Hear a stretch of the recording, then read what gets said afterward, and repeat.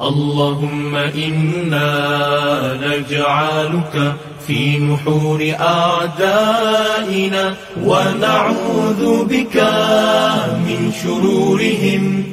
اللهم بدد شملهم وفرق جمعهم وشتت كلماتهم وزلزل أقدامهم وسلط عليهم كلبا من كلابك يا قهار يا جبار يا منتقم يا الله يا الله يا الله. اللهم يا منزل الكتاب يا مجري السحاب يا هازم الأحزاب اهزمهم اهزمهم اهزمهم وانصرنا عليهم. Ya Allah, kami letakkan kamu di batang leher musuh-musuh kami, dan kami berlindung denganmu dari kejahatan mereka.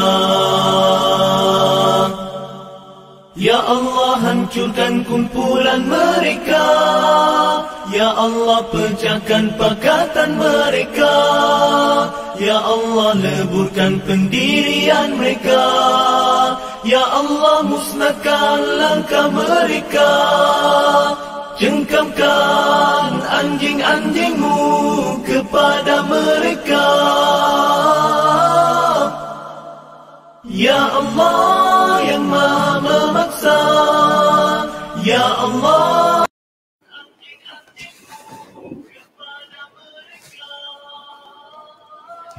أعوذ بالله السميع العليم من الشيطان الرجيم.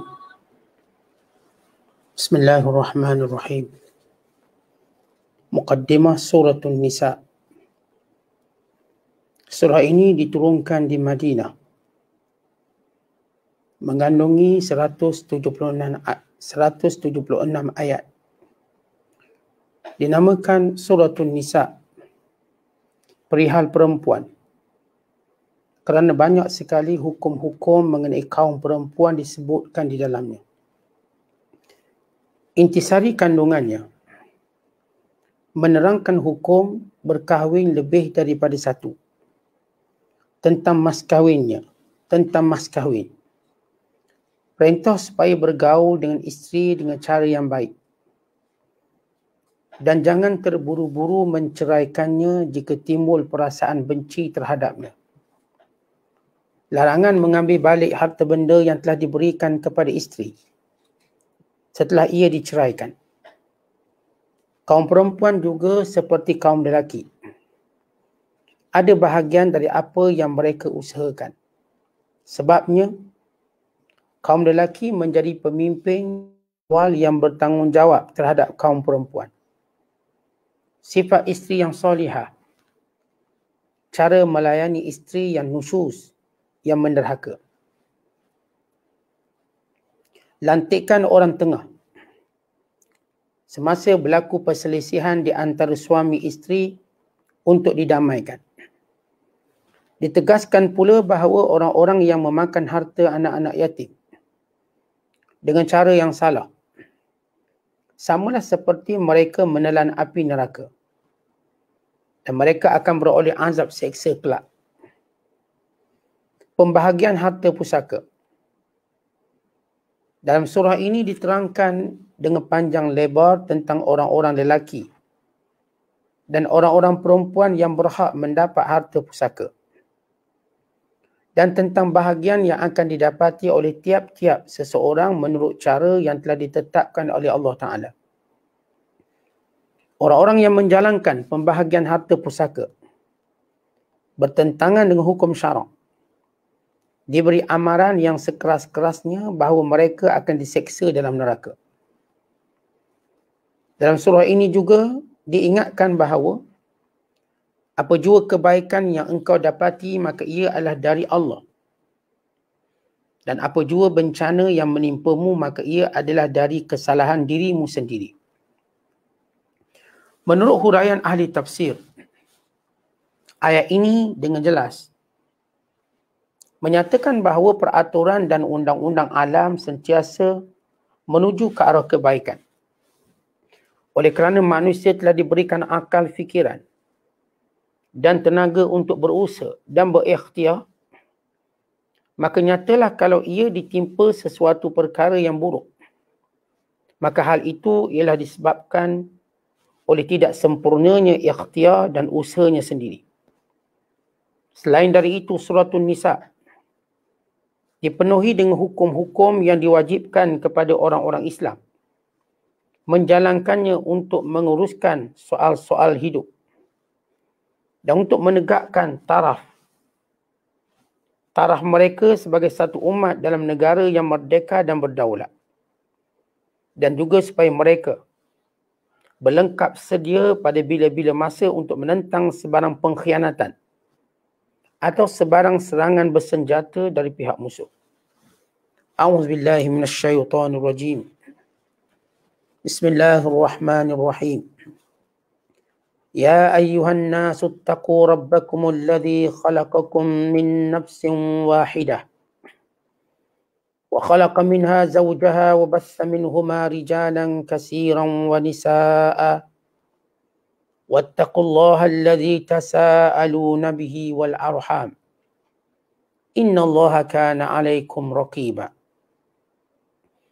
وآتوا اليتامى أموالهم ولا تتبدلوا الخبيث بالطيب ولا تأكلوا أموالهم إلى أموالكم إنه كان حوبا كبيرا وإن خفتم ألا تقسطوا في اليتامى فانكحوا ما طاب لكم من النساء مثنى وثلاث ورباع فإن خفتم ألا تعدلوا فواحدة أو ما ملكت أيمانكم ذلك أدنى ألا تعولوا وآتوا النساء صدقاتهن نحلة فإن طبن لكم عن شيء منه نفسا فكلوه هنيئا مريئا ولا تؤتوا السفهاء أموالكم التي جعل الله لكم قياما وارزقوهم فيها واكسوهم وقولوا لهم قولا معروفا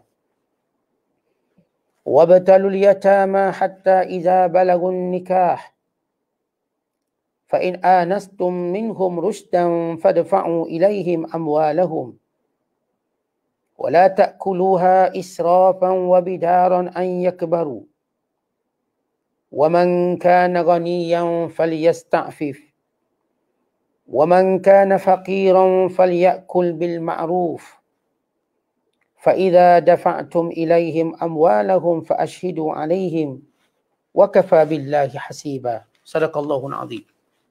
Maksudnya, dengan nama Allah yang Maha Pemurah lagi Maha Mengasihani.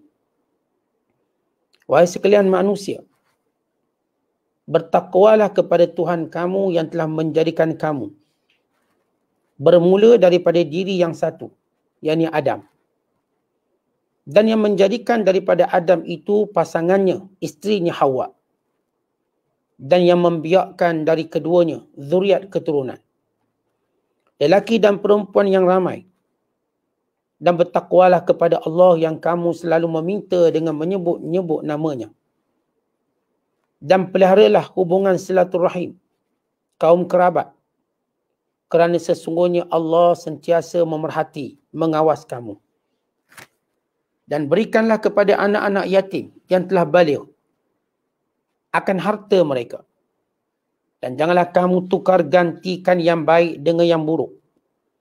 Dan janganlah kamu makan harta mereka dengan menghimpunkannya kepada harta kamu.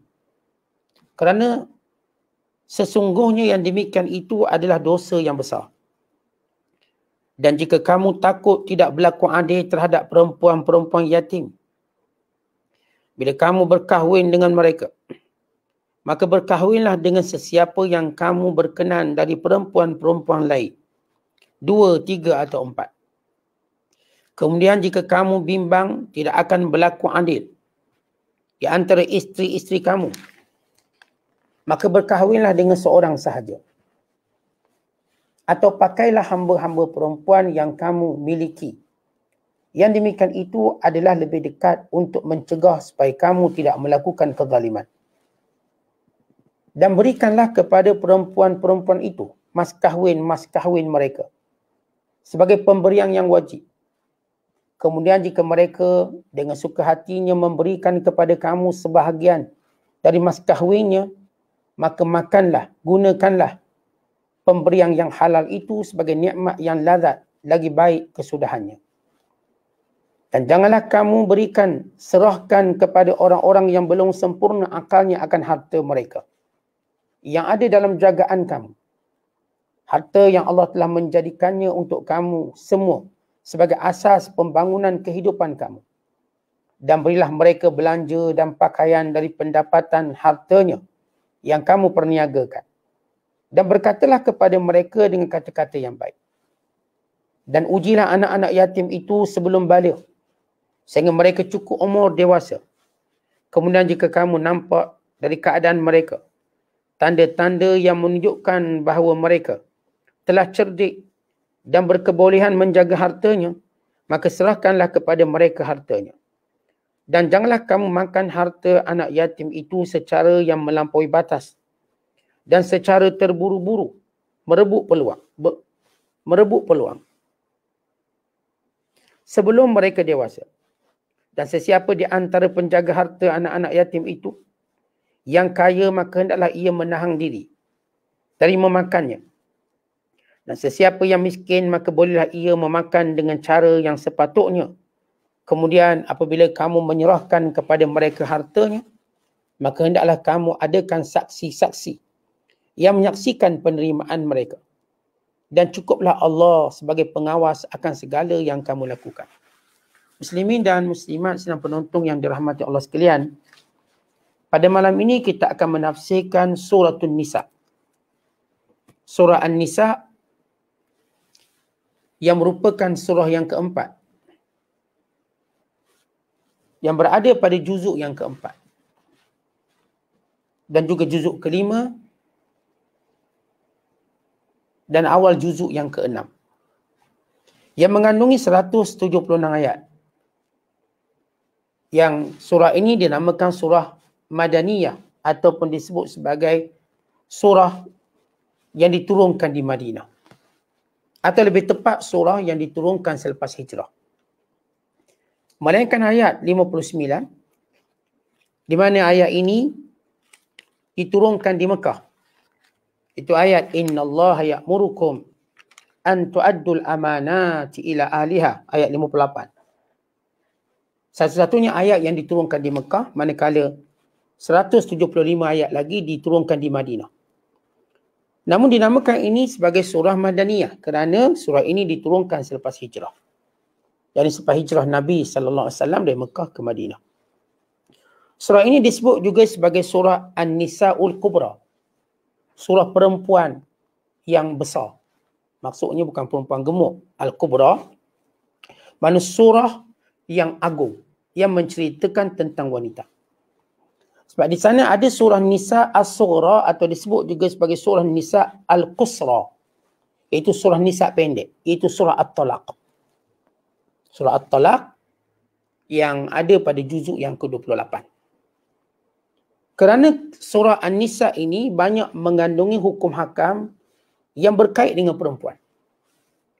Dan surah ini menunjukkan bagaimana Allah mengagungkan wanita sehingga dinamakan surah khas yang dinamakan dengan An-Nisa. Sedangkan tidak ada suratul Rijal, surah lelaki tak ada. Tapi Allah khususkan suratul Nisa bagi menunjukkan betapa caknanya Islam kepada kelompok dan golongan wanita. Kerana kalau kita belajar sejarah, wanita tidak ada tempat dalam masyarakat sehinggalah datangnya Islam.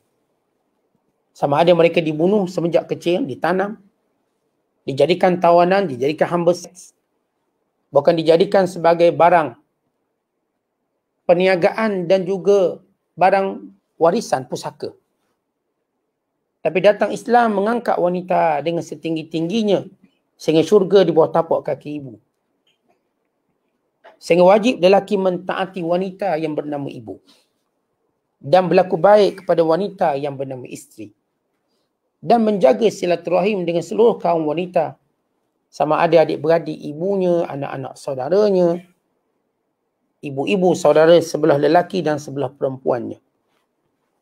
Dan demikian juga surah ini menyebut tentang hukum hakam yang berkait dengan masalah perkahwinan dan juga persoalan penting tentang mas kahwin.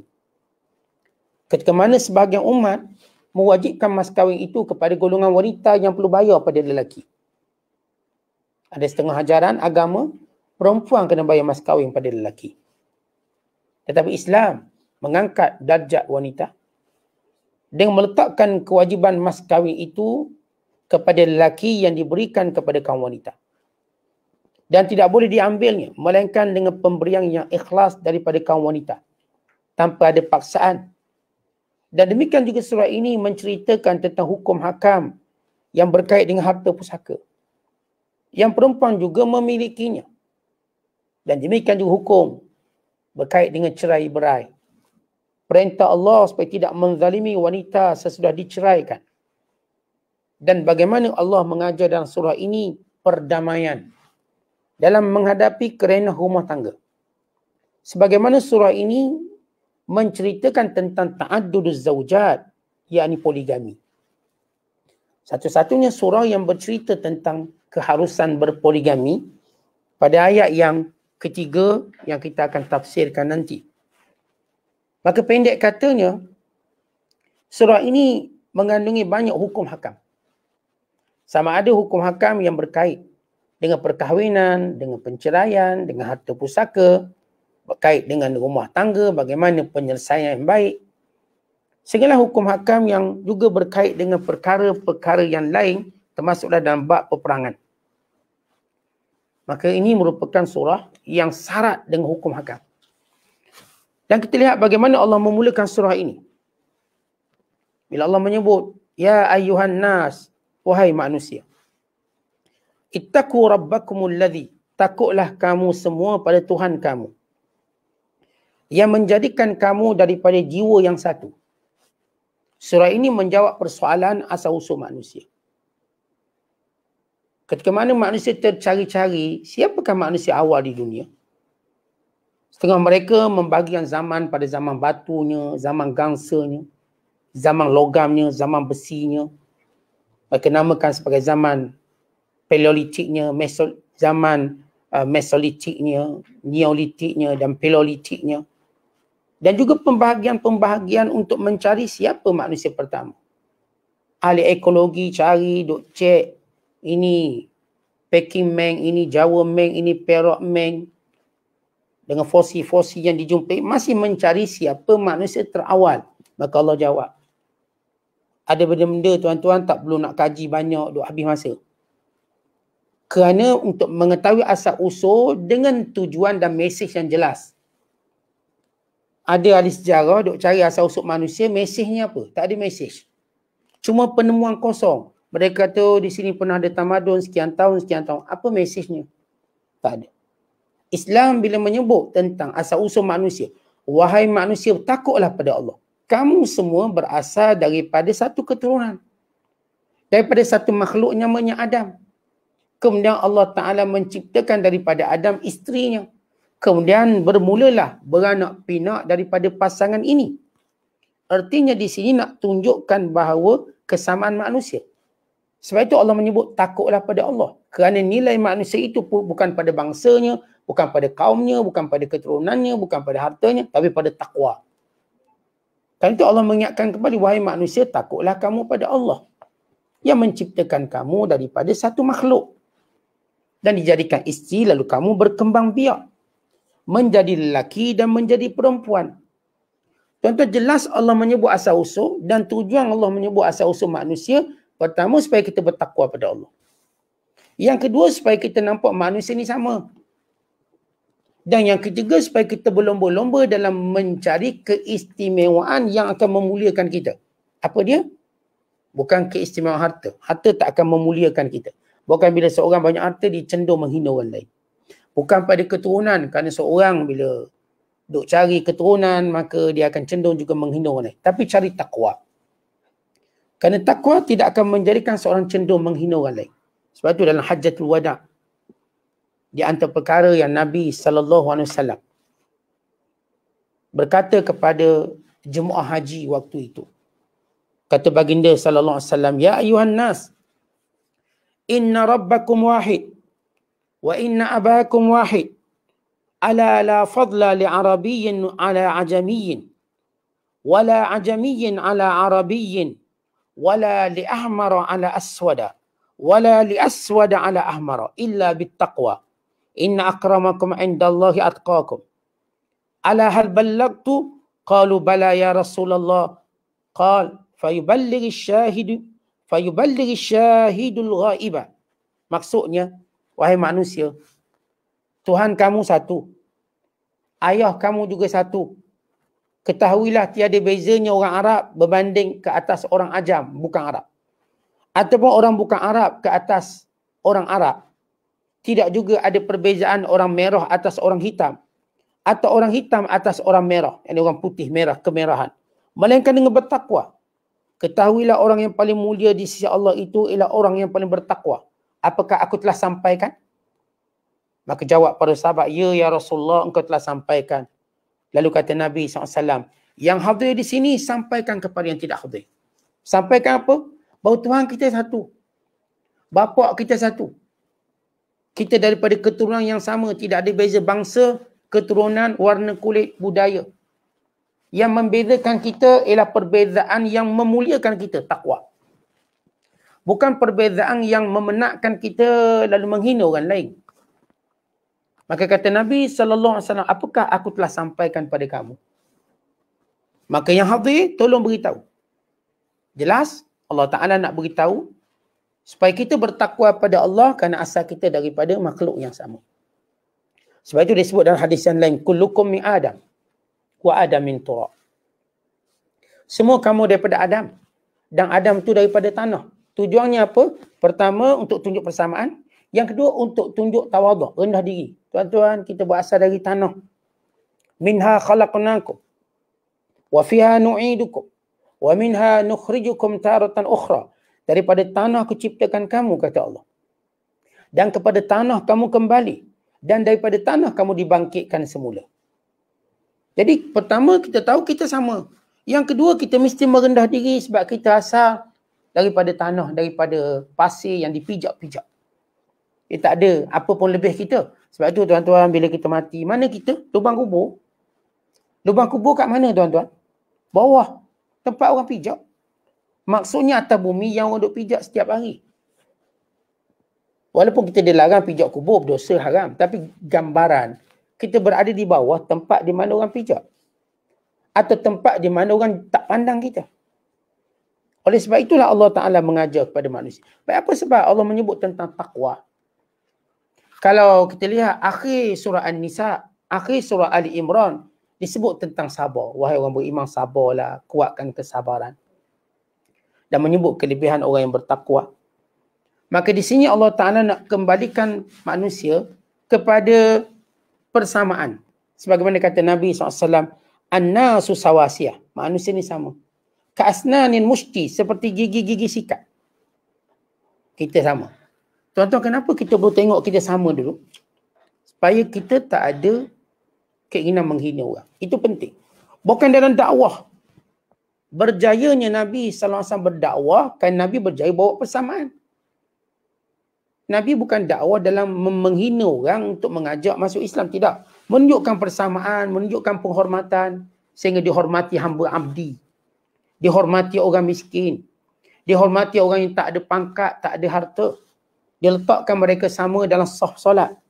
Dia letakkan mereka sama dalam majlis ilmu. Dia letakkan mereka sama dalam pertuturan, pergaulan dan percakapan. Tiada beza. Dan dijadikan mereka saling tolong, menolong, bantu, membantu. Itu perkara pertama. Yang saya katakan menjawab persoalan ahli sejarah semuanya. Yang duk kaji siapa manusia pertama tanpa faedah. Sedangkan Allah menyebut asal-usul manusia yang pertama dengan faedahnya. Dengan tujuan dan dengan mesejnya. Kemudian Allah menyebut. Wattaqullaha alladhi tasa'aluna bihi. Dan hendaklah kamu takut pada Allah yang dengannya kamu mohon pada Allah. Tuan-tuan, bila kita nak doa pada Allah, memang setiap hari kita perlu doa pada Allah. Allah datangkan kita dengan musibah supaya kita doa pada Allah. Namun bagi melengkapkan doa ini tidak akan sempurna melainkan dengan bertakwa pada Allah. Apa dia? Jalankan perintahnya, tinggalkan larangannya, maka angkat tangan berdoa pada Allah. Dan bila mana kita tuan-tuan dalam keadaan tersepit, terdesak, ke mana kita mengangkat tangan pada Allah, berazamlah untuk kita tinggalkan larangan Allah dan melakukannya. Ada orang yang memang daripada asal dah buat perintah Allah, meninggalkan larangan, waktu dalam kesempitan maka dia berdoa. Ada orang tuan-tuan sekalian, dia duk buat maksiat banyak, tapi dia tahu dia tak boleh mohon, tak boleh berdoa melainkan pada Allah. Maka berazamlah dalam doanya untuk meninggalkan maksiat. Ya Allah, aku mohon padamu ya Allah supaya diselesaikan permasalahan hidupku. Dan aku berazam dan berjanji meninggalkan segala maksiat dan melakukan segala suruhanmu. Maka dalam doa tadi kena ada taqwa pada Allah. Kena ada janji bahawa kita nak jadi orang baik. Dan saya doa kita diperkenankan. Kemudian Allah menyebut wal arham, dan jagalah silaturahim kamu. Baik, berhubung dengan arham. Siapakah dia arham? Kata ulama, al-arham ini atau kita sebut silaturahim ada 3 makna. Ada 3 pendapat ulama. Yang pertama, arham ialah ar-rahim al-muharram. Artinya mana-mana orang yang diharamkan kita berkahwin. Adik-beradik kita itu namanya mahram. Maka arham disebut ar-rahim al-mahram. Mana-mana orang yang kita tak boleh kahwin dengan dia, maka nama silaturahim. Pak saudara kita, maka itu namanya arham. Ini pendapat pertama. Pendapat kedua, siapa sahaja yang mewarisi harta pusaka. Ya, kalau kita belajar pusaka, siapa yang mewarisi kita? Kita katakan ada berapa golongan lelaki yang mewarisi, berapa golongan wanita yang mewarisi, maka mereka ini namanya arham kita. Dan pendapat ketiga, dan ini pendapat yang tepat, iaitu mana-mana kaum kerabat yang disebabkan nasab, sama ada di sebelah ibu ataupun sebelah ayah. Artinya adik-beradik mak kita, adik-beradik ayah kita, anak-anak saudara mak kita, anak-anak saudara ayah kita, ayah-ayah, atuk-atuk ayah kita, ayah-ayah, atuk-atuk nenek kita, mak kita. Maka ini disebut sebagai ar-rahim. Dan penjelasan yang lebih tepat, kata ulama, ar-rahim itu ialah al-aba wal ummahat wal ajdad, iaitu ayah, mak, atuk, wal aulad, dan anak-anak kita, dan anak kepada anak kita, yakni cucu-cucu kita, itu namanya rahim. Kemudian yang hampir dan hampir, iaitu adik-beradik kita, kemudian anak kepada adik-beradik kita, kemudian bapa-bapa saudara sebelah ayah kita, bapa-bapa saudara sebelah mak kita, mak-mak saudara sebelah ayah kita, mak-mak saudara sebelah mak kita, dan juga anak-anak mereka, yakni anak-anak mereka siapa? Sepupu-sepupu kita. Ini namanya rahim. Maka kita diperintah oleh Allah supaya menjaga rahim. Bagaimana menjaga rahim? Kata Imam Nawawi rahimahullahu ta'ala, silaturrahim hiya al-ihsan ilal aqarib ala hasabil wasil wal mawsul. Fataratan takunu bil mal, wa taratan takunu bil khidmah, wa taratan takunu bil ziyarah, wassalam, wa ghairi zalika. Maksudnya, sila arham itu menjaga silaturahim, memberi maksud berlaku baik kepada setiap kaum kerabat kita. Mengikut cara orang tu dan orang yang akan kita hubungkan dia. Dia bergantung pada kemampuan orang tu dan juga keperluan orang yang kita nak hubung. Itu maksud berlaku ihsan, jaga silaturahim. Kata Imam Nawawi rahimahullah ta'ala, kadang-kala silaturahim itu disambung dengan harta. Mungkin kita ada duit, kita mampu. Yang ni adik-beradik kita, ni anak-anak saudara, ni sepupu-sepupu kita tak ada duit. Lalu kita hulur duit, maka ini sambung silaturahim. Atau kadang-kala kata Imam Nawawi rahimahullah dengan khidmat. Kadang-kadang tuan-tuan kita boleh khidmat, tolong dia sebab dia tua. Atau dia jahil, dia tak tahu. Atau dia perlukan bimbingan, nasihat. Maka ini juga sambung silaturahim. Kita dengar dia nak travel. Travel luar negara. Kita ni biasa travel ni. Kita punya sepupu baru nak start travel, nak belajar. Lalu kita pun beri dia khidmat, memudahkan urusan perjalanan musafir dia. Ataupun kadang-kadang dengan ziarah. Ada orang tuan-tuan dia tak nak harta, dia pun tak naklah kita khidmat apa-apa. Tapi dia suka kita ziarah dia. Ataupun memberi salam. Atau apa sahaja. Kata ulama yang lain mengikut uruf. Kalau hari ni tuan-tuan kita ada telefon, kita pun boleh buat video call, kita pun boleh bagi mesej WhatsApp, kita boleh bagi Telegram, kita pun boleh WeChat dengan dia ke, kita boleh bermessenger dengan dia, dan semua teknologi yang kita tahu dan dia pun ada. Jangan dia tak ada telefon, kita pun nak chatting dia. Tak boleh lah, dia tak ada telefon. Maka orang macam ni, mungkin kita ziarah dia. Dan musim-musim PKP ni pula tuan-tuan, mengikut keadaan yang kita boleh buat. Maka ini namanya hubung silaturahim dan kita kena jaga. Kerana orang yang paling baik ialah orang yang menjaga silaturahim. Dan khabar baik bagi orang yang memulakan menjaga silaturahim. Apa kelebihan dia? Allah beri dia dua benda. Yang pertama, dia panjang umur. Yang kedua, dia kaya. Sabda Nabi SAW. Man arada an yubsata lahu fi rizqi wa yunsa' lahu fi atharihi falyasir rahimahu. Siapa yang nak rezekinya banyak, umurnya panjang, maka hubung silaturahim. Bukan kata Nabi SAW, laisal wasi bil mukafir. Bukanlah orang hubung silaturahim itu ialah bila dihubung baru dia nak hubung. Dia memulakan, maka ini penyambung silaturahim. Tetapi kita jangan tunggu saudara mara kita call dulu baru kita nak call dia. Saudara mara ziarah kita baru kita nak ziarah dia. Kalau saudara mara ni tanya khabar baru kita tanya khabar dia. Kita jangan jadi penghubung macam tu. Kita nak jadi orang yang starting tu. Orang ni yang dapat kelebihan rezeki, umur panjang. Maka jangan kita berkira-kira, berbasi-basi dalam bab silaturahim. Jaga dia, tanya khabar dia, walau sepatah. Doakan untuk dia, mesej dia, walaupun simple, tanya apa khabar, dah makan belum, cukup. Namanya menghubung silaturahim. Hari ni pula tuan-tuan, call unlimited, free je call. Dulu kan call kena bayar, sekarang kita ambil package, call unlimited. WhatsApp pun percuma, video call pun semua percuma. Tapi tuan-tuan, kita yang berkira-kira pula. Dulu sebab kena bayar. Maka kita tak mampu bayar pula banyak. Hari ni kita pula yang berkira-kira, beralasan. Baik. Itu isu yang ketiga dalam satu ayat. Yang pertama, kesamaan manusia. Yang kedua, bertakwa pada Allah dan berdoa kepadanya. Yang ketiga, menjaga silaturahim. Kemudian Allah menyebut, innallaha kana alaikum raqiba. Allah sentiasa mengawasi kita. Tetapi pun kita buat, Allah awasi kita. Kemudian Allah menyebut, wa'atul yatama amwalahum. Berikan kepada anak-anak yatim harta mereka. Baik, siapa anak-anak yatim? Anak-anak yatim ini, sepakat ulama, man faqada abahu. Orang yang kematian ayahnya. Tapi kalau mak dan ayahnya mati sekali, maka disebut sebagai yatim kedua ibu bapa. Tapi kalau dia cuma mati mak, kita tak panggil anak yatim. Kenapa? Kerana peranan ayahnya besar kepada anak-anak yang baru nak membesar. Kerana kalau kita tengok anak yang kecil-kecil ni, dia suka dibawa berjalan oleh ayah dia. Anak yang kecil ni si ibu sibuk untuk menjaga anak, menyusukannya, maka si ayah cari nafkahnya, makan minumnya, menyediakan keselamatan, bukan mendidiknya, mendisiplinkannya. Maka anak-anak yang membesar dalam keadaan yatim tanpa didikan ayah, mungkin boleh menjadi liar. Atau mungkin menjadi murung, atau mungkin hilang kasih sayang, atau mungkin dia tak nak bergaul dengan orang. Dia rasa malu atau sebagainya. Atau dia rasa rendah diri. Maka dengan ada ayah, dia memelihara.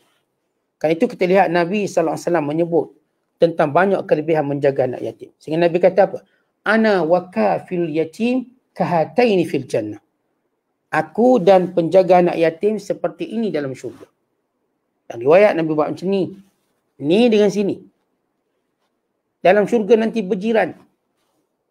Kahatain. Dan riwayat lain, wafarraka bainahuma. Nabi buat macam ni. Ni bukan peace ni. Wafarraka bainahuma. Dan Nabi jarakkan antara ini dan ini. Ini orang jaga anak yatim. Dan kalau kita lihat, baginda sallallahu alaihi wasallam yang suruh jaga anak yatim, baginda sendiri yang buat dulu. Pernah dalam peperangan Uhud.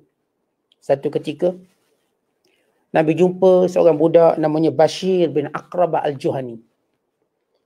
Lalu budak ni tanya, ya Rasulullah, ma fa'ala abi? Ayah aku macam mana dalam perang Uhud? Lalu kata Nabi SAW, ayah kamu gugur syahid. Maka Bashir pun nangis. Nangis tuan-tuan, ni budak. Budak lagi. Lalu baginda SAW gosok kepala dia. Famasah ra'sahu. Kata Bashir, Nabi pun gosok kepala aku. Dan Nabi pun pimping tangan aku sambil berkata, Ama tarda an akuna ana abaka?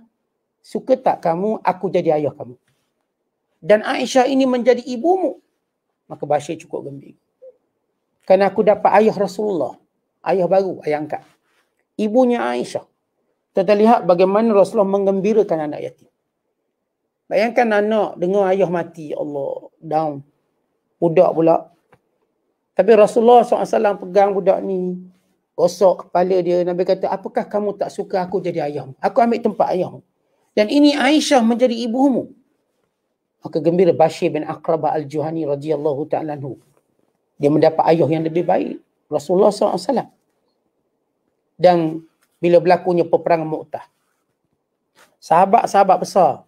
Seperti Zaid bin Harisah. Ja'far bin Abi Talib. Abdullah bin Rawahah. Ini pemimpin-pemimpin utama. Semuanya gugur syahid. Maka Nabi SAW mengajak para sahabat menziarahi Asma binti Umais radhiyallahu ta'ala anha. Asma isteri kepada Ja'far bin Abi Talib. Maka Asma kata Asma binti Umais, aku duk sibuk muli gandum. Anak-anak macam biasalah main kat depan. Lalu baginda SAW pun datang dan melihat anak-anaknya. Maka Rasulullah SAW pun pegang, Nabi cium. Pegang anak-anak Ja'far, Nabi cium dia. Dan riwayat yang lain, Nabi panggil seorang tukang gunting rambut semua ni. Kemudian Asma merasa hairan. Kenapa Nabi datang lalu dicium anak-anaknya semua? Lalu kata Asma, ya Rasulullah, apa jadi? Apakah ada berita tentang suamiku? Kata Nabi SAW, suamimu syahid. Fa'asihu, lalu aku menjerit, kata Asma binti Umar. Aku jerit, nangis. Bila aku nangis, orang pun ramai dengar datang keliling rumah aku. Lalu kata Nabi SAW, tolong buat makanan pada keluarga ini. Mereka disibukkan dengan kematian. Tolong. Ya Asma tengah bersedih. Asma binti Umais, Jallahu ta'ala bersedih. Anak-anaknya juga begitu.